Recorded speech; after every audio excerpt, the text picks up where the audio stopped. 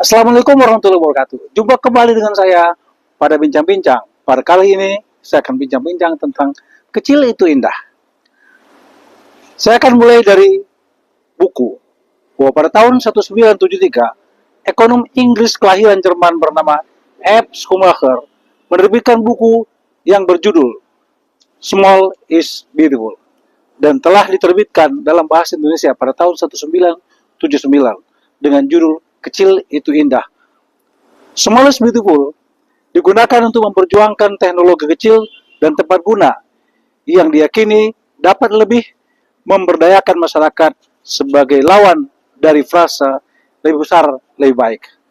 Buku ini cukup populer bagi ekonom dan mahasiswa yang menekuni kajian ekonomi rakyat atau belakangan lebih populer sebagai usaha mikro. Saya sebetulnya tidak akan sedang membahas buku ini. Saya justru ingin mengaitkan makna bahwa kecil itu indah untuk mengajak kita merenung bahwa seringkali kita memerlukan sesuatu itu dalam ukuran yang besar dan banyak. Maksudnya, kita tidak memerlukan segala sesuatu itu dalam ukuran besar dan banyak. Kita hanya perlu sedikit dan dalam porsi yang kecil, namun sangat bermakna. Jadi, sedikit, kecil, tapi sangat bermakna. Bukan harus besar, bukan harus banyak.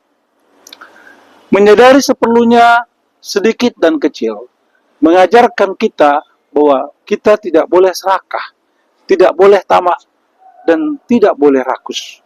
Sehingga kita tidak perlu berlebih-lebihan dan melampaui batas.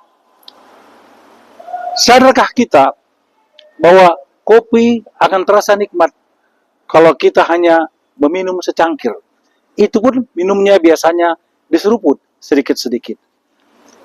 Kita tidak minum segalon, yang jika kita lakukan bukan hanya nikmat yang hilang, tapi akan membawa mudarat bagi kita.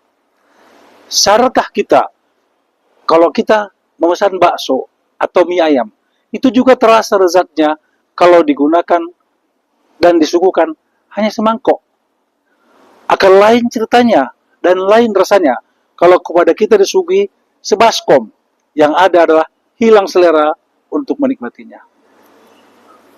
Bukankah juga saat istirahat di libur akhir pekan akan terasa istimewanya nikmatnya jika paling lama hanya 2 hari, bukan berhari-hari, bukan berminggu-minggu, apalagi sampai 365 hari, tentu akan membosankan dan akan berkurang serta hilanglah nikmat dan suasana hati kita menikmatinya.